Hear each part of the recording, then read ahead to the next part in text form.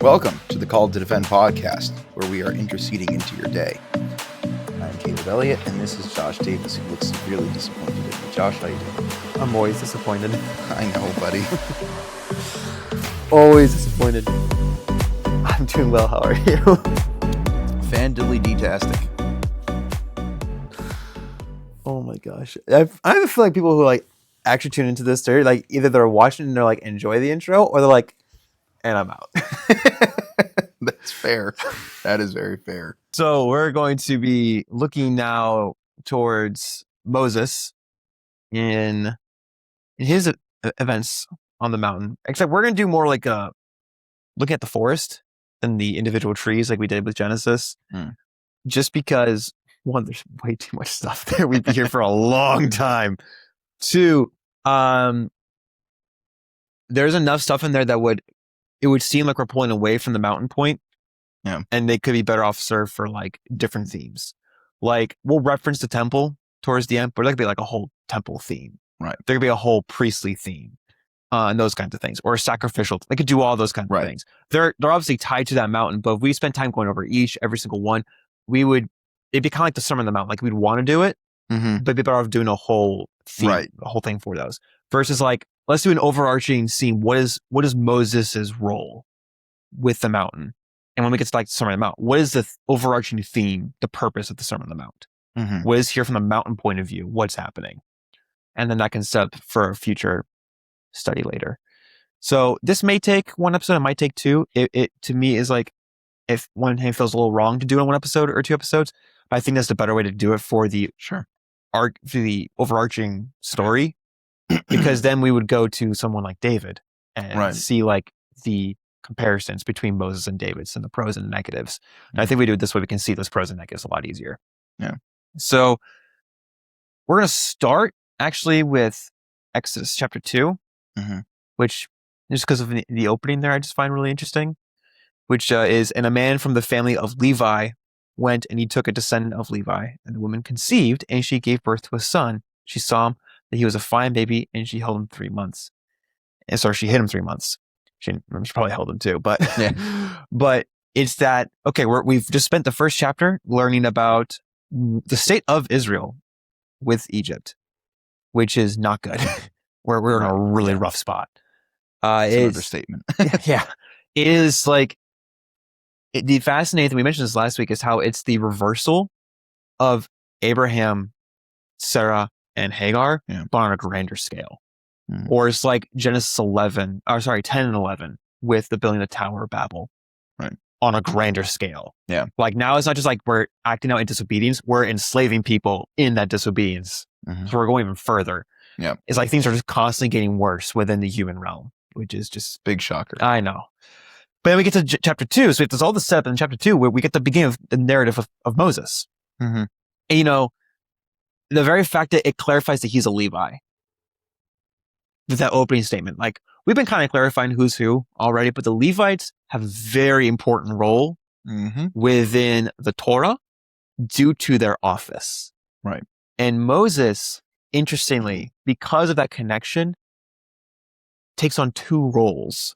Just from the very fact that, one, by who he is, even though he's not given that exact name of priest, since that's what the Levites are, he still functions priestly. Definitely, yeah. And he most certainly functions as a prophet. Now, he doesn't take on the king role. He takes on a leadership role. So if you want to throw king in there a little bit, you can. It's a little bit of a stretch in my opinion. I think that would be a stretch, yeah. Whereas and then David, for instance, we'll see him. He takes on the kingly role and a prophetic role. He sometimes takes on a priestly role, but not to the degree that Moses takes it. So, but then you have Jesus, who takes on all 3 roles in its fullest capacity. Right. It just doesn't look like it in some narratives based on our conception of what kingly is supposed to look like. Right. And that's kind of the fun picture that he plays with. Exactly. But that opening line that, okay, Moses' first mentioning is the fact that he's born of a Levite. And then we have the whole, he's being hidden. He's then put in his own little ark that's going down the water. And then so you get a little Noah theme that's going on there. So escaping into life, who then was interestingly saved by Egypt. God through Egypt. So the one who's cursing them is the vessel that's going to save them. And then he's being brought up. We have the instance where he murders the Egyptian for beating on a Hebrew, calls out all these questions between him and the Israelites, and he books it. Yeah. Before we move on, I really want to quickly say I like how you put it there, where it's right. The thing that's cursing them is the thing that's going to save them. That sounds pretty familiar. Yeah. Right. That curse of death, and yet we are saved in part through death. Yeah. Yeah. I actually have not thought about that. Yeah. That's a good point.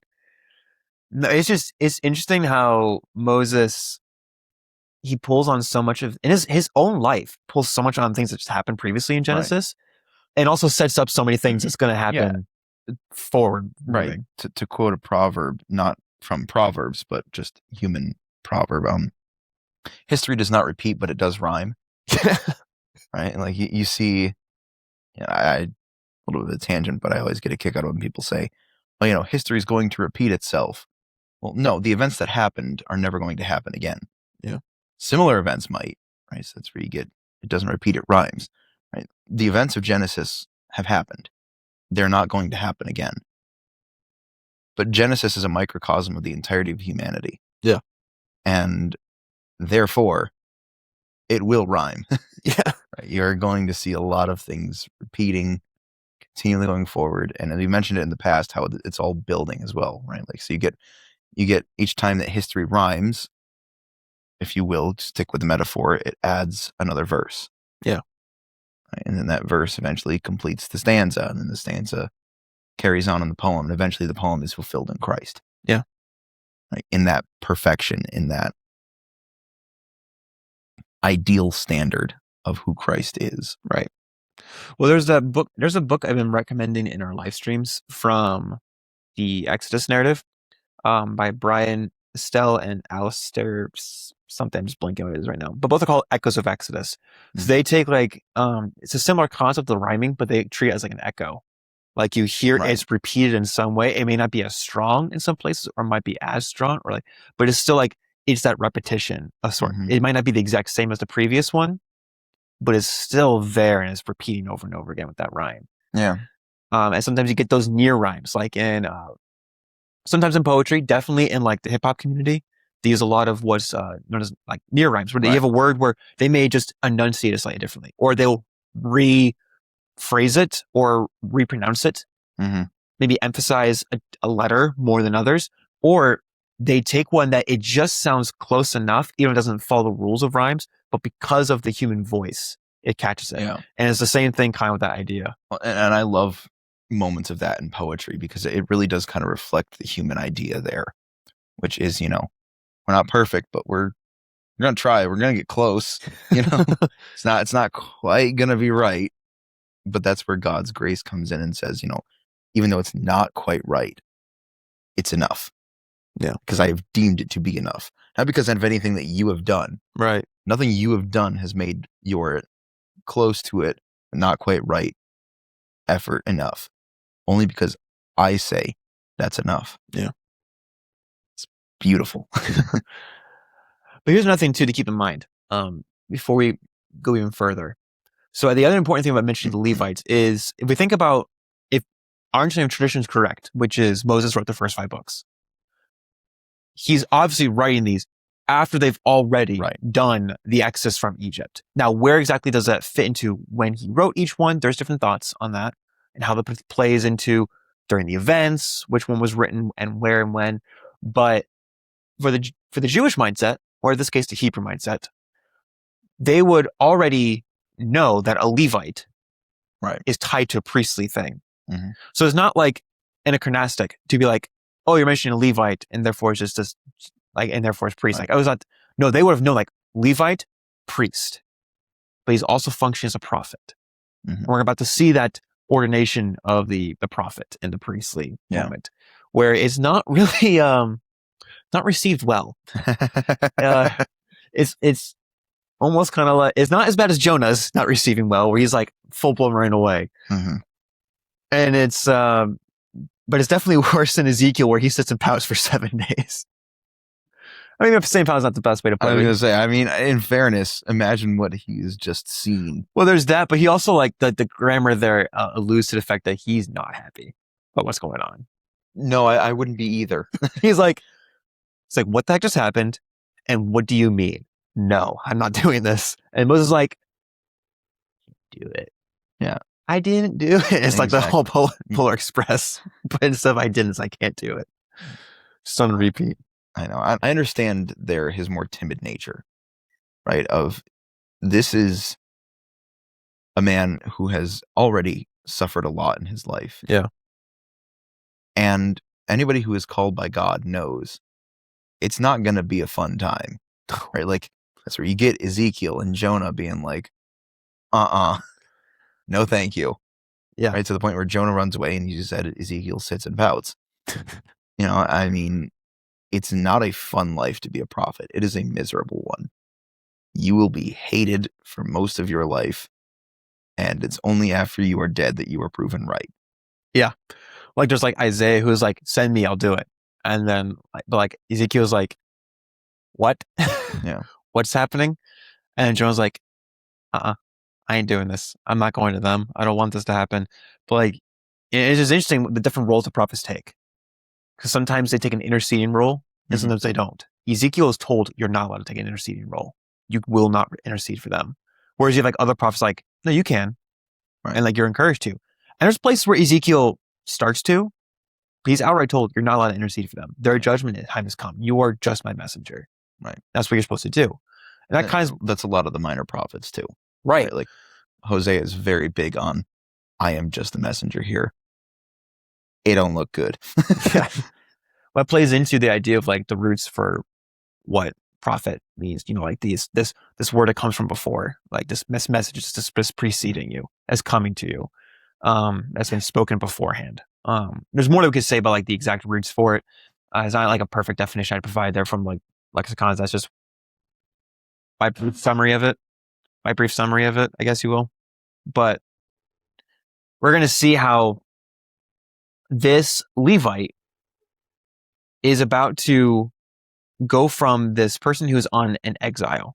Mm-hmm. First off, in his hiding, and then his actual being almost separated from the rest of the Israelites. Right. And then his leaving in exile, himself exiling, if you will. Yeah. Where he's running off because he was like, I'm not going back. And now he's going to get called back into this place. Yeah. And he's going to be called into a major set of roles. He's going to have to just, as he tells Job, basically buckle up, stand up like a man. Time to get to work. We're going to do this. And it's going to be interesting because Moses' role, being looked at as one of the greatest prophets, if not the greatest prophet within the Jewish mindset. Certainly, I would say within the Jewish mindset, yeah. Will be almost within the Tanakh, the standard. Mm-hmm. But even then, we know that he kind of falls short of that standard. But for right now, he's going to set that kind of that standard of what that looks like. And why sometimes Ezekiel being told not to intercede is such an interesting big deal. Right. Because of the role he takes. And that's going to be where we turn next with Exodus 3.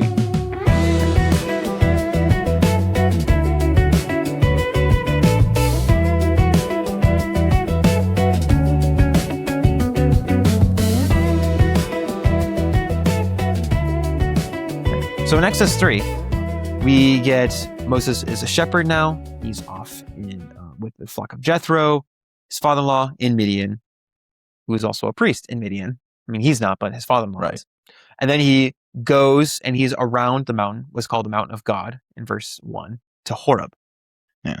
And the angel of Yahweh appeared to him in the flame. So just that famous passage, you get the burning bush, you got the flame. We did a whole presentation on this passage very briefly. But it is here at Horeb that Moses sees something. It's hold on, that bush is burning, but it's not at the same time. Right. And there's a figure there too. But then also plays in his idea there's two figures, which is one figure, but there's two figures, and the whole communication kind of blurs between the two figures, or if there's one or two there. But he approaches it, and then we get this beautiful statement of where Yahweh speaks out to him saying, take off your sandals, for you're on holy ground. Yeah. And the key thing is not because that land is holy. It's not that it's the land that's holy. It's the fact that God's present is what makes it holy. Right. We have not, because before the mountain of God was Eden. And then we have the mountain where Abraham meets him. We have Ararat with Noah. But the true mountain of God was back in Eden. And now we have another mountain of God, which is Horeb. Mm-hmm. And here he's told, take off your sandals, you're in holy ground. And then they start to communicate. They have this discussion. And this is where God begins to bring about the idea of like, here's what you're going to do. You're going to be my representative. You're going to go in there. You're going to basically tell Pharaoh, knock it off. I'm taking him out. And he's going to tell you no. So you're going to perform these fun little miracles for him that he really curses. Mm-hmm. And it's a whole really cool theological, like spiritual warfare that is happening there. This theological battle between Yahweh and the gods of Egypt and all these things, which is not even a competition. No. Well, and I love, one of the miracles that he performs is the snake. Yeah. The statuing of the snake. I love that God just dunks on them further by Moses' snake eating it. Yeah. Eating the other snakes. Just absolute dunking on them. Well, what's fun too is that we mentioned this in our Chaos Monster series. They play with the two words Nachash and Tanim, depending on the context. And it was like for the Jewish audience, he was told to go do this, and therefore they get this vision of what it looks like and this theological significance. But then the other one gets this theological significance, and it's like, wait, hold on, they can do the same thing. But it's like Moses, the by God's power and guidance, was like, yeah, grab him by the tail, which is not the safest thing in the world, as any snake person will tell you. Like, don't grab him by the tail. But he's like, do it. So he's showing his power over the snake and how he's working through Moses to have this power of the snake. It's like, yeah, our snake is going to be better.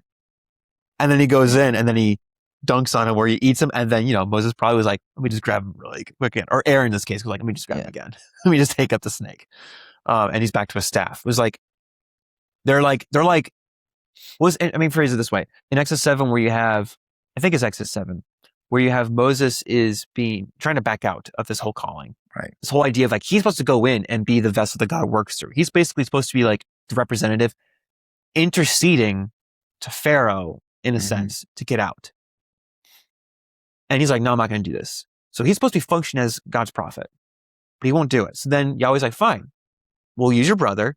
So here's how it's going to work. You're my messenger to him, and he'll be your messenger to Pharaoh, which means you'll be basically Elohim to him. He's not calling him Elohim, like hey, you are an Elohim. So you're basically function as an Elohim to him. Right. So you're my prophet, and he's your prophet because you won't do it. Right. But I'm not done anyways. You're still going to go and do it. Basically, it's like you'll get your way out. No, you're still going in. And I'm going to send you in to be this Aaron is representative. his security blanket. Yeah. Aaron is he's just emotional support pet. Exactly. Oh, come on. Don't call him a pet. At least don't call him a pet. This is emotional support brother. There you go. Yeah. Emotional support prophet. I like that. That's better. Yeah. Emotional support prophet. Emotional support prophet. It's just the one, pet came up because that's the thing we use now. I know. But the whole mission, even from the beginning, at this mountain is you're going to go in, you're to represent them, which is important that his goal is that when he's representative of God and speaking to them, he's also taking the role of representing Israel. So he's representing the God of Israel. And because it's the God of Israel, he's representing Israel to Egypt, which is important because now with that position in mind, because he's the messenger of Yahweh to the people, he's also playing as the representative of the people to Yahweh. So he takes on that middleman role, which, if we're just thinking about Jesus for a second, that's him taking on the greater thing. What it talks about in, I think it's Timothy, the idea of like, this is the mediator between God and man. Because now you have that mediator who is both God and man, and not just man speaking on behalf of God. This is God in flesh. Yeah. But also, therefore, incarnate. So if he can speak on behalf of the flesh and behalf on God to the Father. And that role is going to be super important for the entirety of the Mount Sinai narrative, because almost the entire time it's Moses bringing messages from Yahweh to them. And then when they screw up, as we'll see, it's him having to come back up, expressing his frustration from saying, Yahweh, please don't attack them. Consider showing them mercy. Yeah. Which is a beautiful picture of what, typologically, of what Christ would eventually do. Right. And it's, the fun thing here is that Yahweh says at the very end, well, not the very end, but like towards the end of this discussion, before he starts to go through the whole different kind of miracles and all these things, between like the back and forth between him and Moses, is that you're going to bring them back here. where we met, which is really cool because Sinai is word itself refers to the place of burning thorns. So it's pointing to the idea of like that burning bush. This is the place that we met, that place of, like if I were to pull up an official like dictionary for names, this one, I have a couple of them in here. So this is the exhaustive dictionary of Bible names. And so its technical definition would be, my thorns, bush of the Lord, pointed my bushes, is what Sinai refers to. The idea of bush of the Lord and my thorns. So it's like a little bit of that thorn of like, this is not what I want to do. Right. Yeah. That God's going to send you out even to do things you don't want to do, but it's still the bush of the Lord. Right. Reminiscent somewhat there of 2 Corinthians 12. Right. Right. The thorn in Paul's flesh. Yeah. What exactly does that mean? We're not told, but I imagine there are several occasions where Paul went, yeah, I don't really want to do that. Yeah. But it's just cool. You want me to go get flogged? I'm good now. Thanks. But it's cool because before we're referring to it as Horeb, and now God says, you're going to bring them back here. This is where we're going to meet again. Like, be with my people, and you're going to be the representative. We're going to be this back and forth. You're going to bring my message to them, and you're going to speak on behalf of them, all these things. So be back here at the place of the Lord's bush. And I think that's just like, honestly, before I never really kind of picked up that Horeb and Sinai are the same, but when you think about the fact that Sinai means the Lord's bush, well, that makes a lot more sense now. That's like, okay, we're going back to the place where the bush was. Right. God said we're going to meet back. We met here. We're going to come back here. Yeah. And it's here that you can go through the whole Exodus narrative itself, but just look at the mountains itself. So, because he'll descend the mountain and then he'll go bring them back. And now we get to a large portion of the Torah where these things are being explained on what's going to happen. And Exodus, we're going to look at Exodus specifically just for today, where we're going to see some of the things that he outlines. And some of the things are really playing into the previous stuff we've already mentioned, and sometimes also kind of setting up some new things that we've referenced but haven't quite discussed yet. But it's here back at that, the Mount of Thorns, or the Mount of the Lord, or the Lord's bush, is where he is commissioned to go and to bring them back before they are to go forth into the land of Canaan, which is going to be really fun.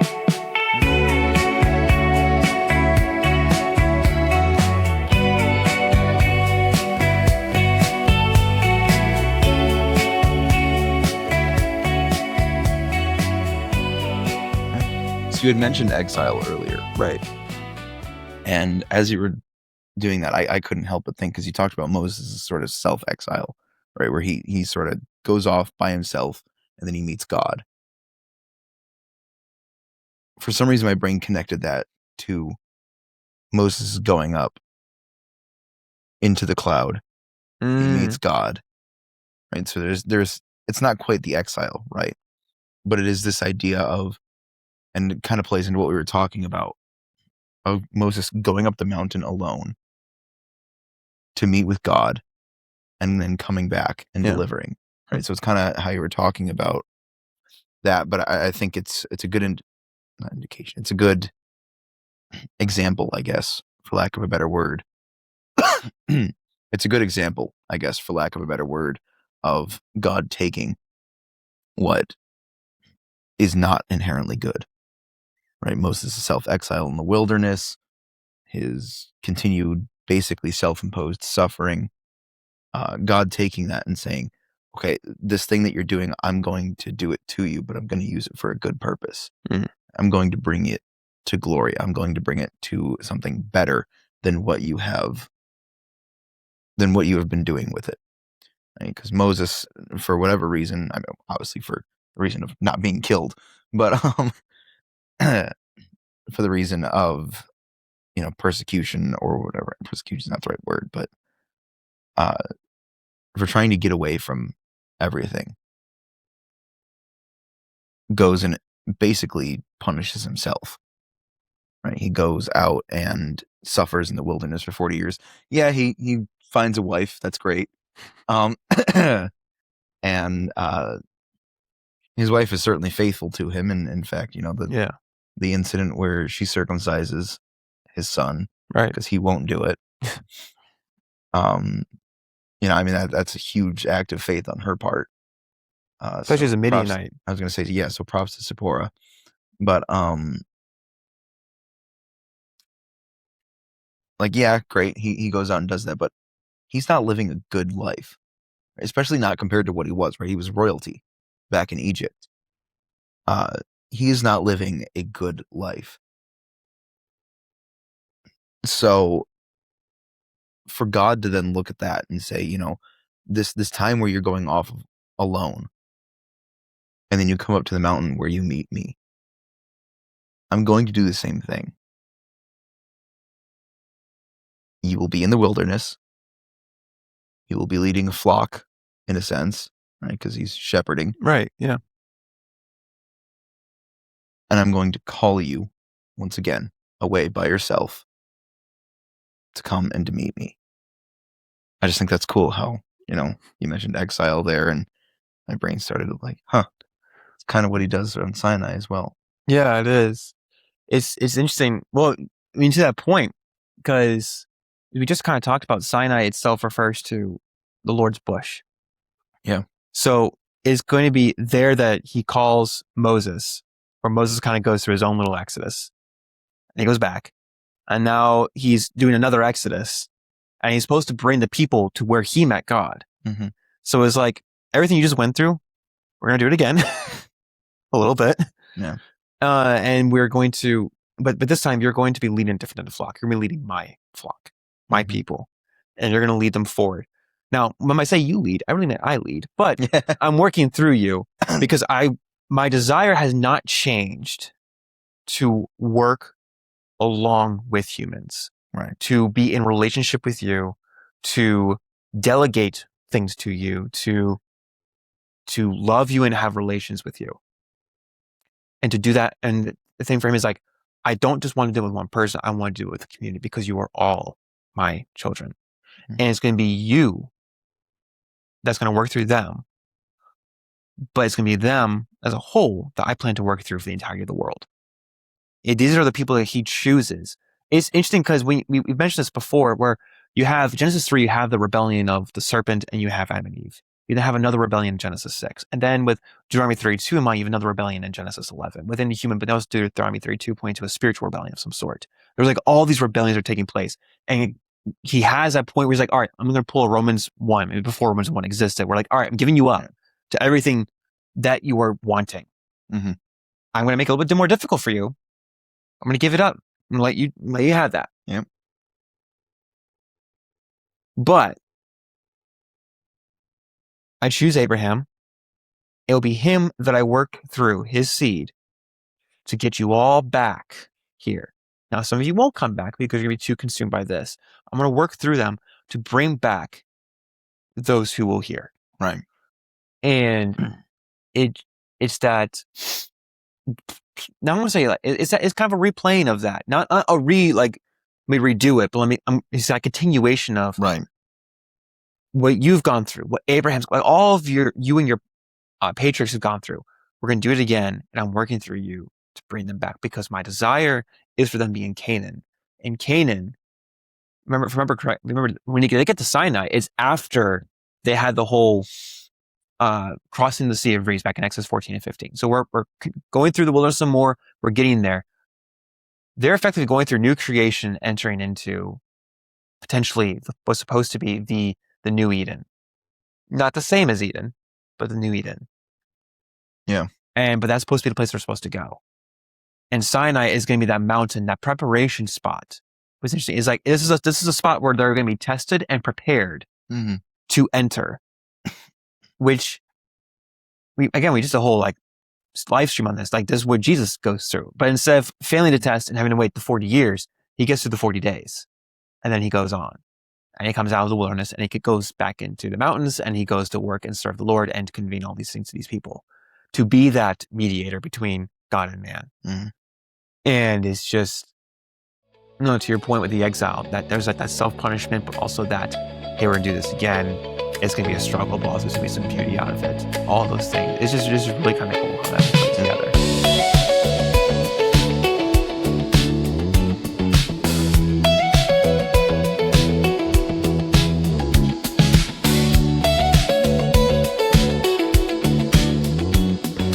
Okay, so let's go to Exodus 19. We don't need to go through all the other things. We went through them and several other projects, and we probably could do a whole other episode on this, but we want to keep it focused on the mountain. Definitely, yeah. So they've already gone past the Sea of Reeds. They're in the wilderness. They're going through. Then it says, in the 3rd month after the Israelites went out from the land of Egypt, on this day they came to the Sinai desert. So now they're in the desert. They're in the wilderness. They're in that dry land, that non-created spot. They're in the place that is going to be sometimes associated with death and sometimes associated with disorder, but also sometimes associated with testing. Sometimes it's not even just about chaos itself, but the fact that things can happen out there. And sometimes good things can happen, sometimes negative things could happen.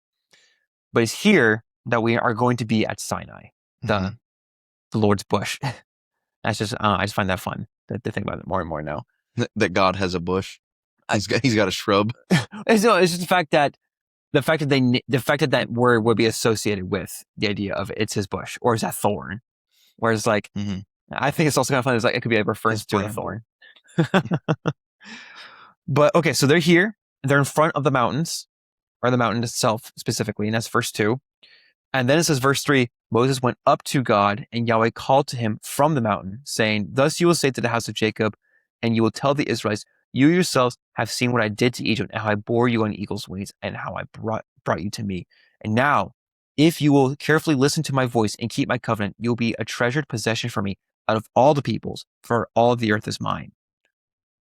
Just a quick side note, just love the dunk. It's still all mine. Yep. I might have given them up to some things, but it's still mine. Even the ones that they're trying to live under. No. I still have full authority over them. Yeah, that's something actually I communicated earlier. So I was watching a YouTube video, and the guy said, he took the Lord's name in vain, right? Oh my. Yeah. Yeah.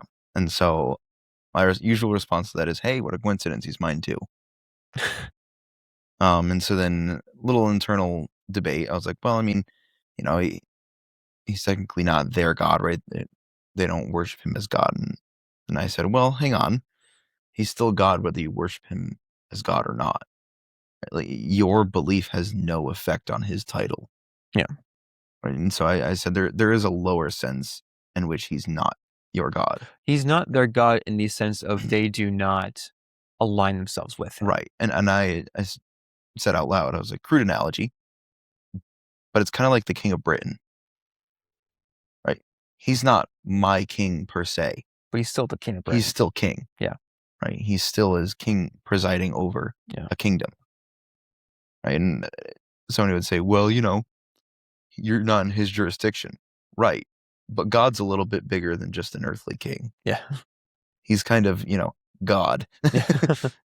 His jurisdiction is all of creation, and you most certainly fall within that. Yeah. So he is still your God, whether you want him to be or not. Yeah.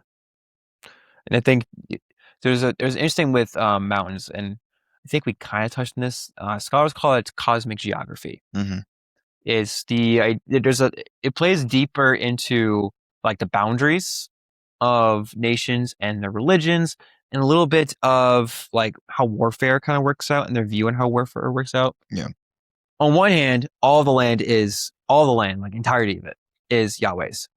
But then in another sense, he's claimed specific land as his, that he shows his presence. Right. So right now he's claiming Sinai as a place he's going to show his presence. So this is his land. The other gods, if you will, Elohim, can't bust in and be like, we're going to conquer this. And then the idea of like when you conquer land, it was like it wasn't so much that the gods lost sometimes, but sometimes the gods removed themselves from the protection of those people. So that's why like Babylon could conquer Israel, because Yahweh's drifted back from them in some sense. Yeah. Or the classic atheist, God's not stronger than the iron chariots. Well, no, God just stepped back. Right? The faith of the Israelites was not strong enough to keep going forward. Yeah. So God went, all right, I'm done. Yeah. And so that's kind of how sometimes their view on like the gods and warfare worked. Sometimes it was also like whose God is stronger. Sometimes it was like, we're not protecting you. And it kind of played into that. So it's like when you have like the narrative of the 300 versus like the thousands. Yeah. It's like, let me just prove to you, I'm here and I'm really the one that brings you victory, not yourself. Right. But the idea of cosmic geography and how that works. So one hand is kind of almost like multi-layered. On one hand, like him saying, all of this is mine, everything's mine. It's also him saying, this is my land. Mhm. This is what we're going to work at right now. We're not going to Canaan yet. You will. This is where we're going to start. This is the Holy Land right now, in the middle of the desert, in the middle of the wilderness. This is going to be my spot where you are encamped right now. And at the top is where Sinai, which remember, mountains are associated with sometimes with the presence of gods and like sacred places. So with that said, he then continues on to say, but you will belong to me as a kingdom of priests and a holy nation. The kingdom of priests. So they're all called to be that level of priests. Israel's original function is to be the priest to the world, right? To all the nations. And then within that, you have the Levitical priest to Israel. Yeah, to be the intercessor right. of the world. They're the intercessor of the world. The Levites are the intercessor for the Israelites. And Moses is supposed to be the intercessor for all of them right now. Yeah. All of them are who he's supposed to intercede to. And so Moses comes and calls the elders of the people. He plays before them all the words that Yahweh commanded him. And he's communicating all these things to them. We eventually get to the point where he then says, okay, now you come up again. It's the fun part where Yahweh says, bring up the elders that you just appointed. Bring up Aaron. Anyone else? No, don't bring him up. Or else Yahweh is going to get upset with you. But this is also Yahweh speaking. Right. Yahweh's saying Yahweh's going to be mad at you if you bring up any other people, because that's not their role right now. Is this weird spot where there was a bit of, I can't remember the exact passage. I'm just remembering it now. I wish I looked into it before, or remembered it before. There's a passage where there's a little bit of a different kind of thoughts where Israel is in some case later in the Torah is being addressed about approaching the mountain and touching it. And there's some scholars, I have to reread the entirety of their different thoughts on it, but there's some are like saying, well, they passed the test and they don't ascend the mountain because that's not their role. And there's some saying, well, no, they failed the test because they were being invited and to come up the mountain. And it was in this specific instance. And the fact that they failed because they would rather stay down below. But even the point being that even within this whole Moses interceding for them, the question of will Israel ascend the mountain? Will they not ascend the mountain? Can they ascend the mountain? Can they not ascend the mountain? The very fact that they have to rely on a mediator to ascend it for them, that they vicariously are going through. Moses is, geographically speaking, acting as a going up offering on behalf of them. And it's up there that he will have to do other offerings on behalf of them, as well as the others. And he's functioning as that going up and down. Whereas like, there's moments where Yahweh's saying, you are not to come up, you're to work vicariously through this. And there's times where he does call up. The question is, will we ascend when he calls us to, or will we stay down when he doesn't call us to? But the point being is that, okay, Exodus 19 is preceding the Decalogue or the 10 Commandments or the 10 words, whichever one you want to call it, based on the technicality of the words. But it's up here that Yahweh is calling up these people, the elders, Aaron, Moses, to then start beginning the distinction of how they are to live in contrast to every other nation. Because the role is to function as nation priests, worldwide priests. That is their function, which is why Peter plays into that so heavily in his epistles. And Hebrews as well, the idea of like this, the kingdom of priests, and that Jesus is the high priest, and the temple language. The idea of like, okay, you as Christians are now supposed to continue the very thing that Israelites were supposed to be doing. But now you're not just geographically located. You're not going to be expanded all over. And it's that role that Moses is establishing as a prophetic high priest for the high priests, where he's called up and now God's going to start revealing things. So we're getting that, okay, they've gone to the place, they're in God's holy land, if you will, before it's the official holy land. So they're in his like pre-holy land. Where now they're going to start getting the revealings, the revelations of who they are to be as a people. And this is going to be where you start getting the establishment more of the need of that intercessor, because God knows they will not live up to it. So he provides structure in which to remind them of who they're supposed to be. Like these sacrifices aren't arbitrary. These laws aren't arbitrary. They're supposed to make them be distinct, holy, sanctified. And the sacrifices are supposed to cleanse them of all the uncleanness or the association with like things like death or the other gods, or even just idolizing themselves. or having a lower view of God or think they can domesticate God. One of the reasons why God says don't make idols and engraven images is because like you're not going to domesticate me. You can't just make something and calm me down. Right. We're not playing that game. Like there is the whole like don't make something that looks like him because there's nothing that really looks like him. There's also the whole we are the idols already, so why are we passing off our duties to something else? And there's the idea of like you're not going to domesticate me. Right. I come down when I come down, and I come down instantly.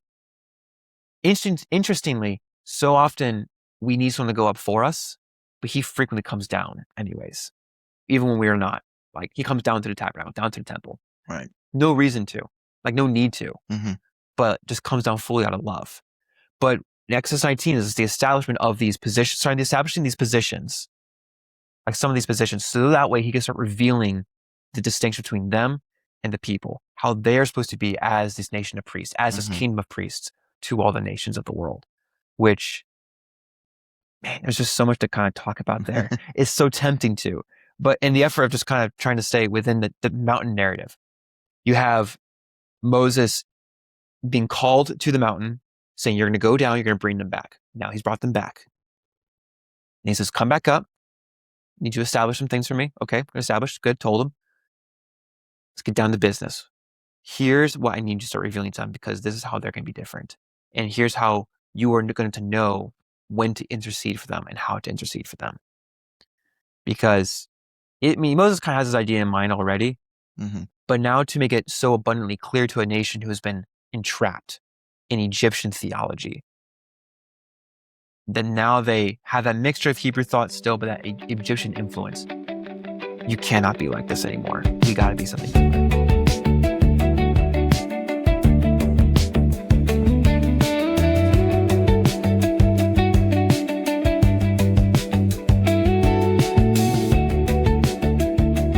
Summarize really quickly. Exodus 20, for instance, is the Decalogue, 10 Commandments.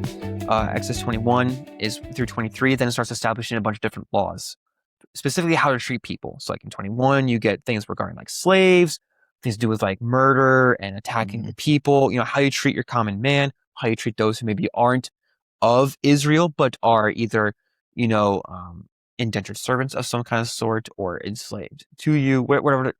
Not chattel slavery, as many people like try to argue, but like, yeah, exactly. But like this, they are a servant of some kind of sort, or they want to be a people.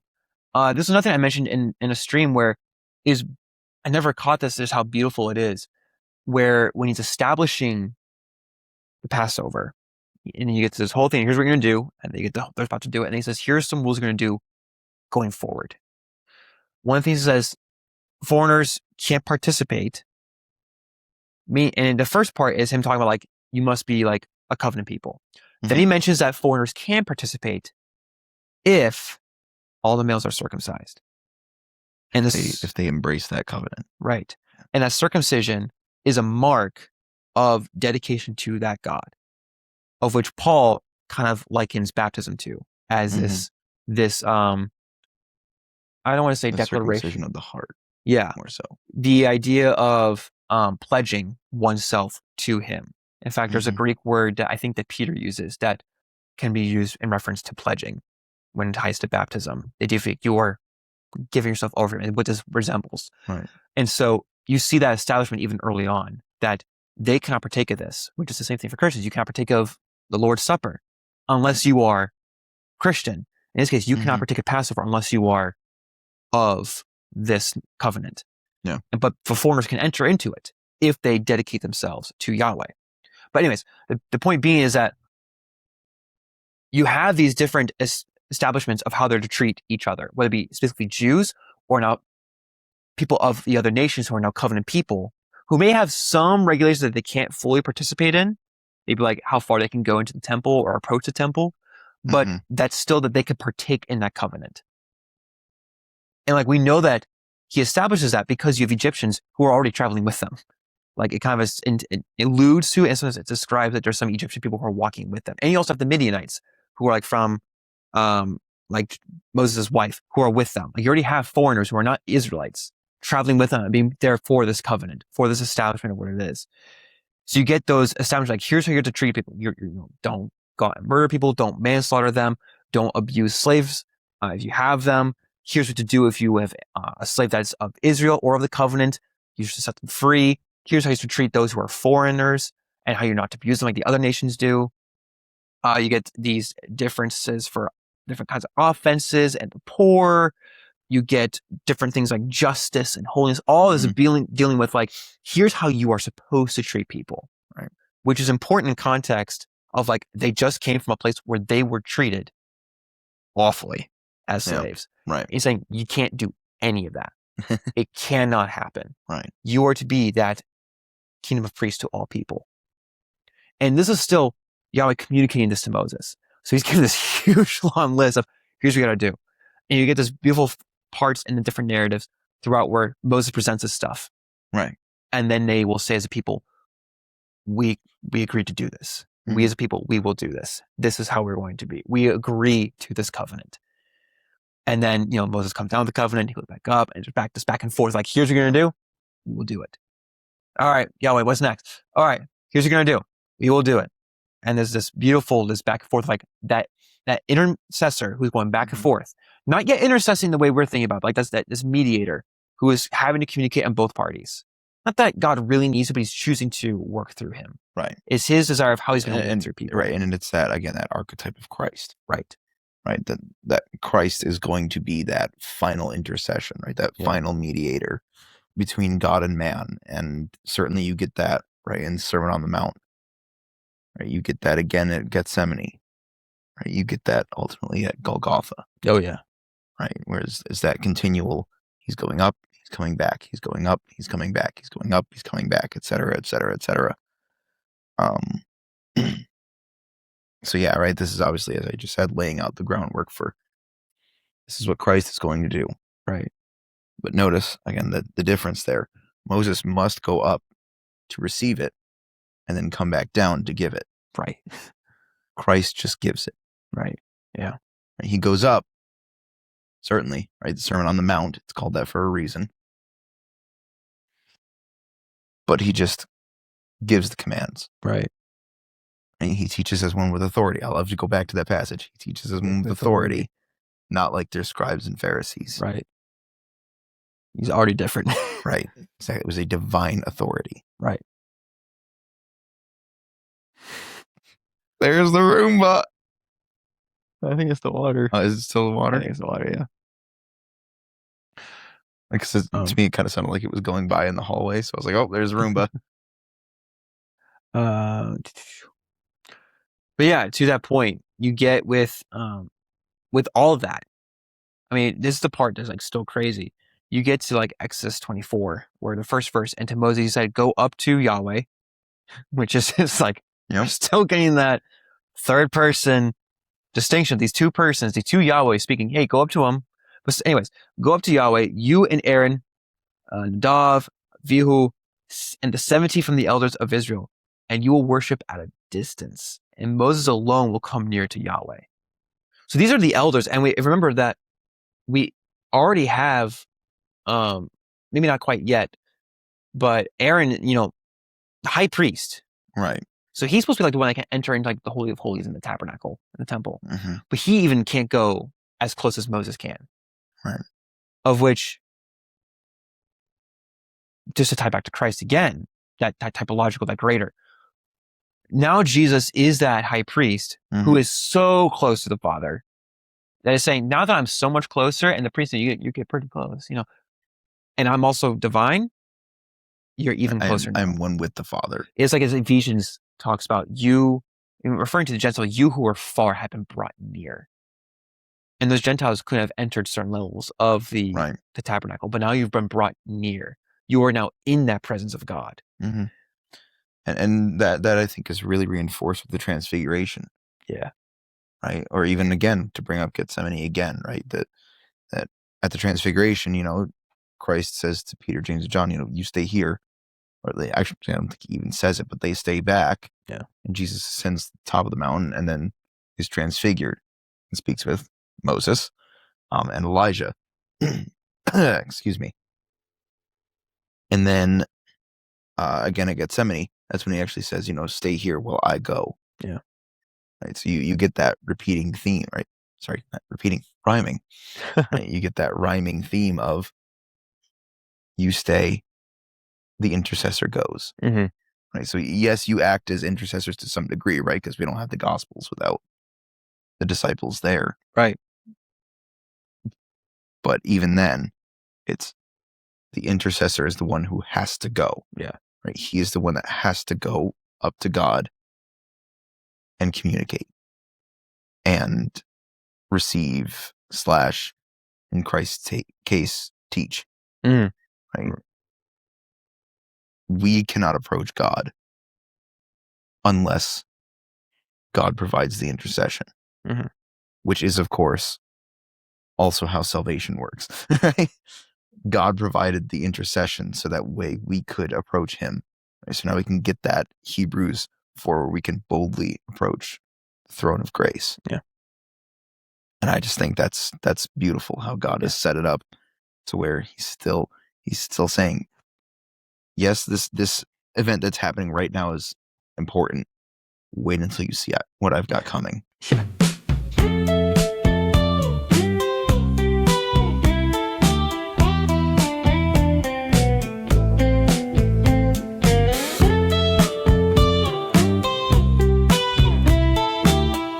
Okay, so we kind of just went through. It might be for the listener sounds like we're rehashing some things, but like it's just a huge, big narrative what's happening here. Right. So the point being is that through those big chapters in between, you get things like the Decalogue, you get things like the covenant, and you get in chapter 24 where's the agreement to covenant, and then you get Moses writing out these things, like he's starting to carve it out and to pen these things out, what they're supposed to do. And is with all of this, where he's doing all this communication with Yahweh, he's so close to him, he's in his presence, like he's on the mountain, and he's like at the center of the mountain. Because remember, like the others, they couldn't get as close. They can worship him. They're closer than the Israelites. The Israelites are down at the bottom.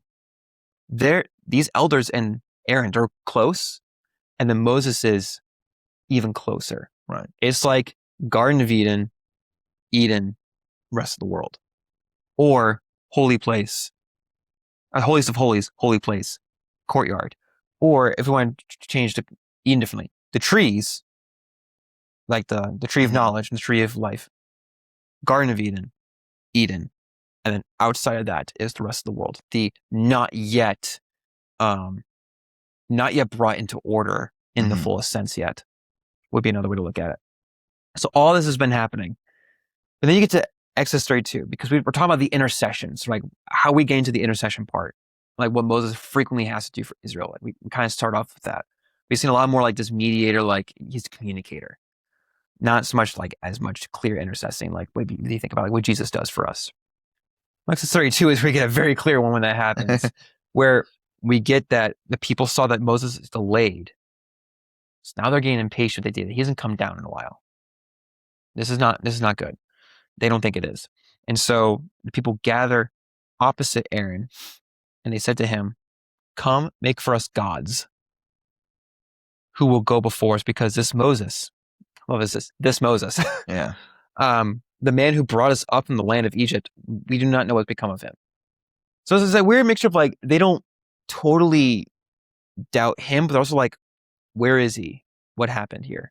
If you're supposed to lead us, what's going on? Right. And you got to remember, by this day and age, Moses is not a young man. No. And it's a mountain. And it's a mountain.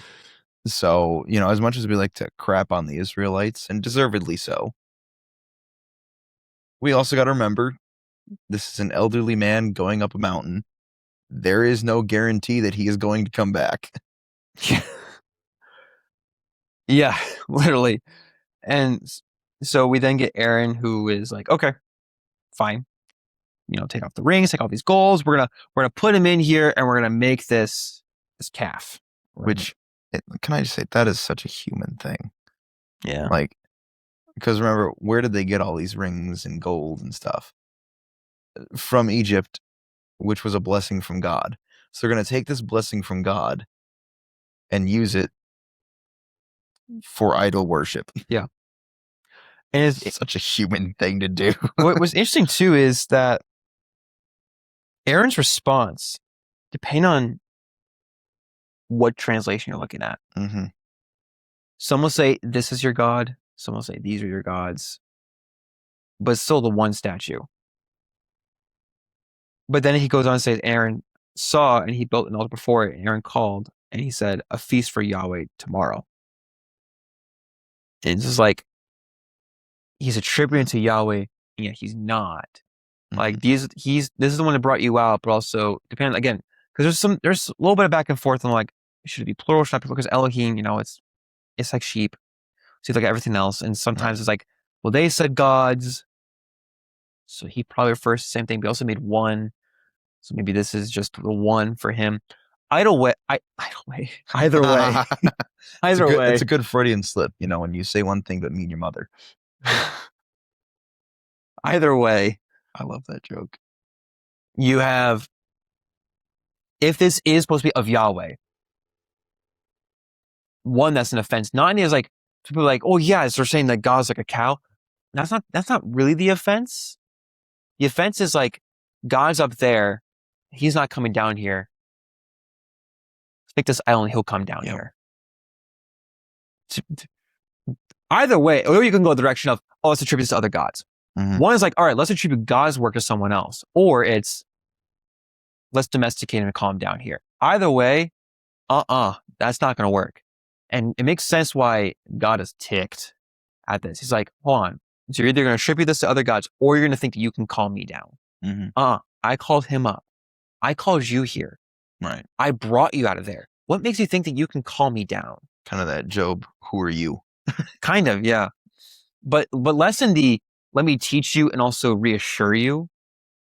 Because right. Yeah. No, it was more so of who are you to think yourself anything to me? Yeah. Right. Like, you are my creation and you cannot begin to understand the depths of my power. Yeah. So who are you? Job is weird because you have that, and they also have like, would you like to try this? Exactly. Would you like to try this?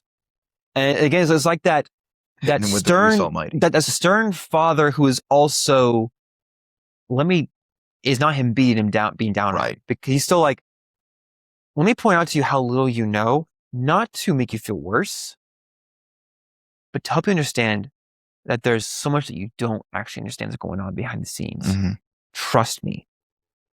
And then here is like, didn't I just tell you not to do this? Didn't we literally just have this conversation? And you're going to do this anyway. Exactly. So it's the meme that I really appreciate, which is there are two kinds of Pauline epistles. Type 1, we are heirs of unfathomable grace. Type 2, I am, as a personal favor, asking you sick little freaks to act normal for 5 minutes. It's the two types of Pauline epistles, right? Job is the first, and this is the second. And it's so deservedly the second, right? Because idol worship is not just, we think of idol worship as, they're just bowing down to the statues. They were not that dumb. No, there's a lot of really sick, depraved, degenerate stuff that goes into idol worship. And so it's kind of how you were saying, right? Like it could be twofold, right? One, it's either, it might not even be either. It might be both and. Could, yeah. Right? Where they are attributing this to other gods, in which case they are doing really gross, sick, degenerate stuff. And or they're attributing it to God, in which case, again, we get the God lecture. Well, I even think about that. Like, the and or, like, think about this. If he's been saying that I'm saying my angel up before you and all those things,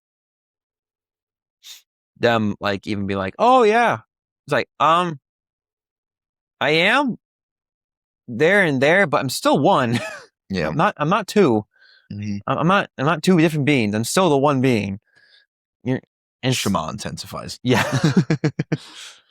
But either way, something grotesque is happening. The idea, like, either they're like going to other gods, which is what they would have been doing in Egypt, or they're thinking they can domesticate Yahweh, or like I said, both and playing with something. They're doing something that they do not truly, they understand what they're doing, but they don't understand who they're doing this to, because this God will not take it. Right. This ain't going to happen. And so, he builds this altar. He's like, we'll have this feast for Yahweh tomorrow. And they start off early the next day and they offer burnt offerings, which is wild. They offer going up offerings. After this event, which he just said never do, now they provide this feast and this offerings and they're going up, whether it be attributing to other gods or to him, which is a feast for Yahweh. So it's to him. And he's gonna be like, I literally told you you can't do this. Yeah. Reason one, you are my idols. Two, you're not going to make one of me because there's nothing that you can really compare me to. I already made you and you're all different already. That kind of points to the creative beauty of what I've done. Three, you ain't domesticating me. I come down when I want to come down. Right. I come down because I love you. Don't think you can beck and call me just like that. I'm not this dog you've trained. Like this, it's a kind of weird thing too about idol worship in other cases. It's like they want to be near the gods, but there's like this weird level of domestication, but also like it's holy and sacred. Like don't break it because it's connected to our God. It's an attack on him. But also like if we make it, it'll bring them to us. Right. It's that weird little bit of like selfish pull on both sides. Yeah. Like, hey, you'll keep worshiping me if I come to you. Cool. I was like, they'll keep blessing me if I bring them down here. And it's like there's like this weird, I don't know, it's symbiotic, but yet not grotesque relationship. And it kind of feeds, at least for me, into the theory that the old gods were just demons. Because there is kind of like the both sides there, right? Where it's they'll pay more attention to me if I come down there, right? If I come into the idol, right? And in exchange, I will bless them, quote unquote, if they continue to follow me, right? So you get that weird sort of perversion of who God is, right? And that to me is flat out demonic. Yeah, right. Because remember, if you watched our presentation on the demons, you know that the demon's sole goal in any circumstance is to draw you away from God by whatever means necessary. Yeah. If that is worshiping them, and the way they get you to do that is by coming down into the idol and continuing to bless you so that you pay attention to them and not God, absolutely.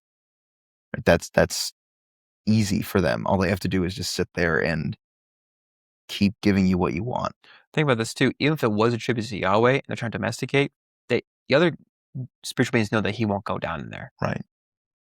Which he's like, now you've just opened also the door right for something else to come. Exactly. I just set you free from this. Yeah. And it goes back to what I talked about. I don't know if it necessarily made it into the video or not, but the movie Host, where the I think it's Medium, where the medium correctly says, once you create a mask for something, anything can step in to fill that. Yeah.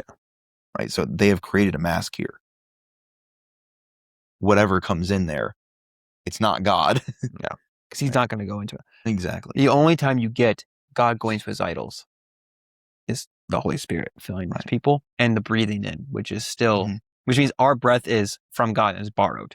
Yes. It's his breath that is in us. Mm-hmm. And so he's already filled statues. And then there's actually his presence in statues, which is the Holy Spirit, as is talked about as like being the helper within the people, that he's down here guiding us and all those things. But anyways, all this being like this idol theology just could go on because it's just really fascinating to talk about. Yahweh's obviously ticked. And he's like, okay. Justifiably so. Yeah. He's like, I've seen this people. Indeed, they are stiff-necked people. And now leave me alone so my anger may ablaze. It's like, oh, shoot. God's saying, leave me alone. Anger can ablaze. That's not going to be good. Against them, and let me destroy them. So people he just say he's going to pull out. He's like, I'm going to destroy them because they're deserving of this. Yep. And so Moses. AFO. and then I love how the Lexham English Bible puts it. Moses implored Yahweh. I just kind of like that phrase of the imploring, this begging. It's like his God, Yahweh his God, and said, why, Yahweh, should your anger blaze against your people, whom you brought up from the land of Egypt with great power and with a strong hand? Why should the Egyptians say with evil intent he brought them out to kill them in the mountains? He's kind of like saying, like, why bring them out here to destroy them? don't you know what they'll do to your reputation? Obviously Yahweh knows, and he's like, right. don't you know? He's like, mm-hmm. Yeah. He's like, but also you called them out here to be your people.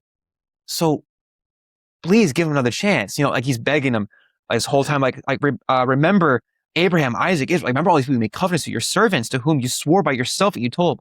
I love that, swore by yourself, not by others, by yourself. And you told them, I will multiply your offspring like the stars in the heaven, and all this land that I promised I'll give to your offspring.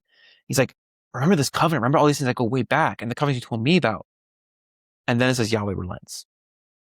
He's like, and I love, so again, we're getting this building. Yeah. Right? We're continually building. So when I look at that, I see not quite a failure on Noah's part. Sure. But I see something that Noah didn't do. Mm. Right? When the flood is coming. Now we don't necessarily know if Noah it's a quick breeze through what happened. Right. Warned anybody or anything like that. But Noah, in this case, we're going to argue from silence because it's convenient for me, so I don't care. Fallacious. Yeah, exactly. Very. But right, Noah doesn't beg God to spare the people, to spare the wicked humanity around him. Abraham doesn't, at least again, we don't see it, doesn't beg God to spare Isaac. Moses does. In that sense, there is a test. There is very much a test of the person who's doing the imploring. Right. God already knew that he was not going to destroy Israel that day. He still was angry. He was still angry. Again, justifiably so. Yeah. But he knew, I'm not going to wipe them out. I'm not going to go back on the covenant that I made with Abraham. Moses, this is a test for you.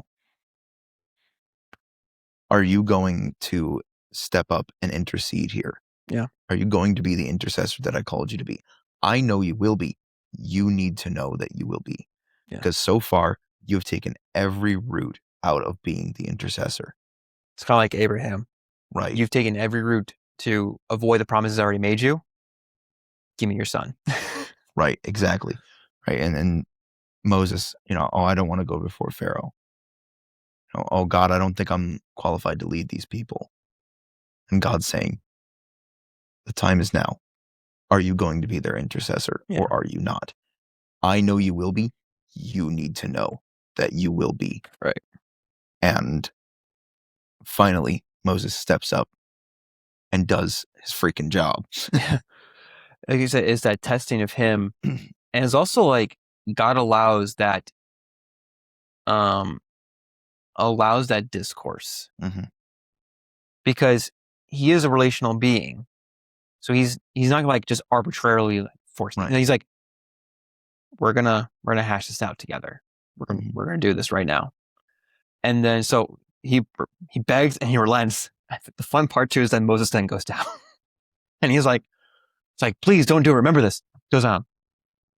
Oh, this is why you're doing. Right. Exactly. Which it's funny. Moses, right, has no idea what is happening down there. And then he's all like, he knows is that God suddenly says, I'm going to go destroy Israel because I'm so irate with them. And Moses is like, please reconsider. It's like, don't do this. Don't you remember all these things? Like, it's all logical, very reasonable. Like, it's not just like, it's very much well thought out. Like, he knew all these things.